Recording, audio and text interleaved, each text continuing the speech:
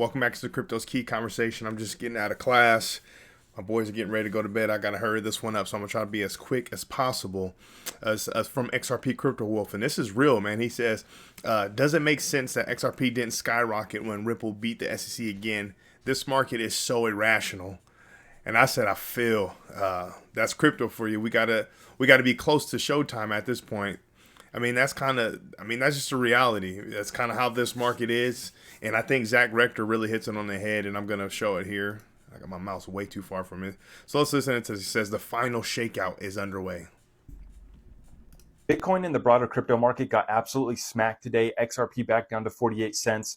And the overall sentiment in the crypto market is probably the worst I've ever seen.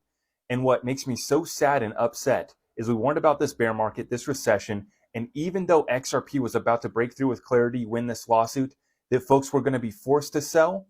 And now we're starting to see comments like this, as person here saying, I'm losing faith and thinking of dumping all of mine very soon. We're so close to breaking out into the next bull run, and the big players are loading up behind the scenes. This is one of the final shakeouts that we're seeing before we enter that next bull run that is going to be pumping us through 2024 and into 2025. An incredible opportunity at hand, picking up XRP sub 50 cents still. I'm adding to my bag, and I feel sad that many people are going to be forced to let go. But if you're doing your research, there's no reason why you should be losing your faith. If you need help, make sure you subscribe here. Stay tapped in. Shout out to Zach. For putting out that message. I think he's right over the target. And quite honestly, man, good on him to have the capital to be able to deploy. A lot of us, like myself, there's a lot of people out there like me that's really grinding their way, trying to make monthly bills, and if we have anything left to invest more, especially after all this chaos like XRP Crypto Wolf was talking about that we've endured, like our portfolios are smashed and all these things. It's like, yeah, to hear Zach talk like that, you're probably like, oh man, what the heck? But it's like, hey, shout out to him, man. He's positioned himself and his family to be able to deploy capital that way, and I think he's right. If I had the ability to accumulate a crap ton of digital assets, especially XRP, I would. I would be unloading at this. I can't believe we're still below 50 cents at this point. It's crazy. So, yeah, shout out Zach for that, man. That was right over the target. Eleanor Terrett had put this out. Says Oversight Committee Chairman Representative James Comer threatened subpoena power over Gary Gensler and the SEC in his latest letter. Says Comer cites Section 24G of the Securities and Exchange Act, which says nothing authorizes commissions to withhold information from Congress. Whoa. More as Weezy X says, hollow threats. So we'll kind of see, right? We don't want them to be crying wolf and making these empty threats, right? Eleanor Terry says it's worth noting that this letter is from Representative James Comer, who has a track record of showing he's not afraid to subpoena government agencies. He's also given a 1-week deadline for Chairman Gensler to produce the requested documents. A Capitol Hill source, quote, Comer comes to play. So we'll see. We'll see if it's just another letter, another empty threat. Hey, if he comes out and really just guns blazing next Friday, showtime. Let's go. Ashley Prosper says, if nothing is produced by midnight, October 19th, issue the damn subpoenas. It says one from the Oversight Committee and one from the Final Services Committee. Ashley Prosper's been hitting stuff on the head too, and I'm going to cover something. She ended up putting like a compilation of a lot of like the major, I guess you could say, body slamming of the SEC quotes from the judges in these crypto litigations, but I'm going to try not to butcher it. JD says, I think I'm going to write a letter, address the FSC, discussing the inadequacies of these written letters to Gary Gensler. True oversight is not about how many stern letters you're writing or how many warnings you give. It isn't about voluntary compliance. True oversight is achieved involuntarily. And man, when JD talks, man, people listen. He's really hitting on the head. He's been saying it for some time now. It's crazy. So this was, I'm going to try to read through this as quick and as efficiently as possible. This is what Ashley Prosper put up. Says, taking a look back at some of the SEC's greatest hits. And by that, I mean when they get hit hardest by the judges. Judge Michael Wiles to SEC and Voyager bankruptcy case. Quote, I get the feeling that this objection has been made as a kind of cover, so you can say later that we'll see who we raised these issues. He said, "You haven't really. You have done nothing. I need to know specifics. You come here and tell me that I should stop everybody in their tracks because you might have an issue. It's kind of a weird objection."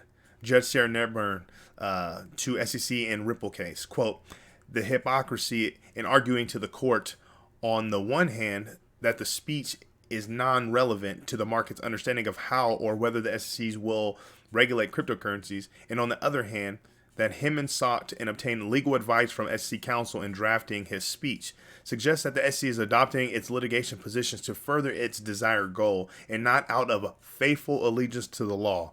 We know that one. That's a big quote we remember. Not out of faithful allegiance to the law.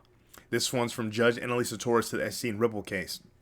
Quote, "The court further notes that in its summary judgment briefing, the SEC presented shifting and inconsistent arguments as to its legal theory about the other distributions. At one point, the SEC argued that the other distributions were unregistered offers and sales of securities because they were made in exchange for non-cash consideration.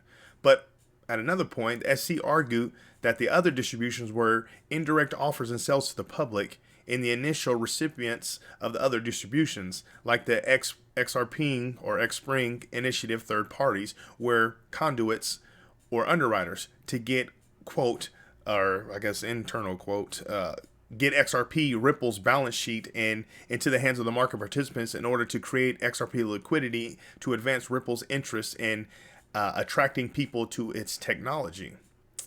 And this one's from Judge Rao, Rao to the SEC and Grayscale case. Quote, "We agree the denial of Grayscale's proposal was arbitrary and capricious because," remember, we know that one a lot too.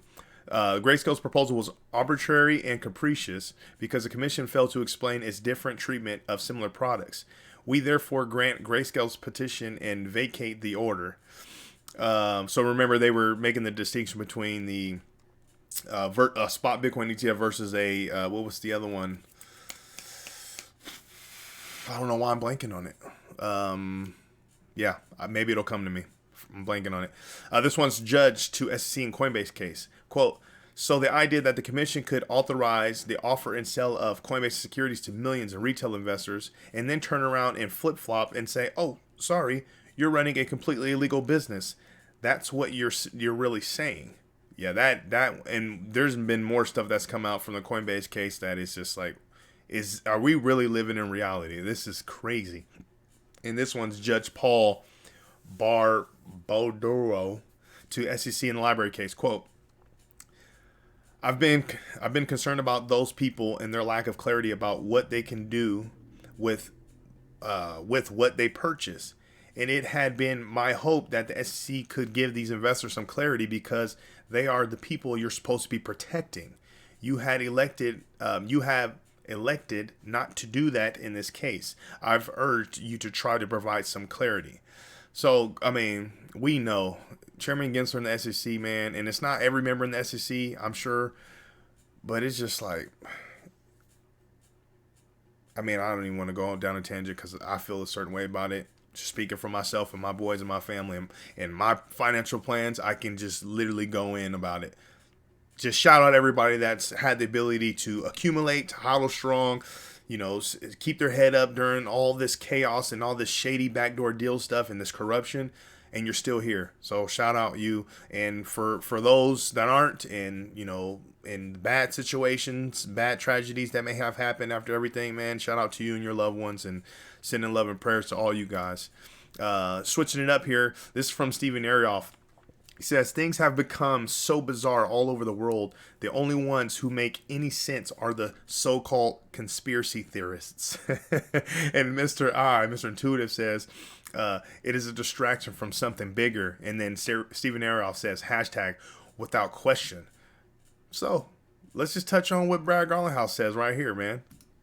I fundamentally believe that where crypto is headed, where blockchain is headed, is for a lot of macro factors. The wind is at our back, and if we just look at profitability today, yeah, it's a lot harder to have a profitable business with less liquidity today, prices where they are. that's harder. But if you look at where I think the world is going to be a little bit further out, I'm very excited about what that looks like. Call me the optimist, call me naive, call me all those things, but I've been more right than I've been wrong. I mean, Ripple's in a very good position, so I feel good about that bet, and we're going to continue to invest and hire more people and acquire more companies because I believe where the world is going. I mean, that's showtime, and quite honestly, that hits on kind of what it is. It's a lot of the stuff is a distraction. Yeah, it's crazy stuff happening. There's so many different negative things happen. All these narratives being spun. You have the mainstream media trying to tell you one thing while doing something else, trying to herd us little sheep into an area that they want us to herd us in. But it's like, no, man, we're thinking outside the box. We're stepping out of that herd, and hey, we're going the opposite direction because it is a distraction for something bigger. And I'm curious to see how things unfold with this whole Steven Arioff. Apparently, JD. DAI and Steven Arioff supposed to be chopping it up soon. So, man, I don't know. It can be showtime. That remember I touched on the XRP Crypto Wolf stuff in the beginning. Showtime's got to be. It's got to be close, man. It's got to be close. All right. Oh, why did I do that? All right, here we go. I was gonna play this video, but I'm definitely not. It's about 3 minutes long. Highly recommend you come in and check 24 Hours Crypto and check out this video. It says $100 XRP is inevitable. Have a good day. I love you all. Listen into this. It's a solid video. It's like a couple different clips put into one. But quickly coming over here, we're currently sitting at a $1.08 trillion market cap. Bitcoin sitting at 26,787. Ethereum sitting at 1543. XRP is unfortunately sitting under 50 cents, sitting at 48 cents, but it is what it is. Bitcoin Fear and Greed Index sitting at a 44. But that's what I have for you. Make sure you come to the Crypto's Key Conversation YouTube channel. Subscribe. Follow us on X at Crypto's Key 1. Really appreciate your support out there, you guys. With all that being said, stay strong out there. Be safe.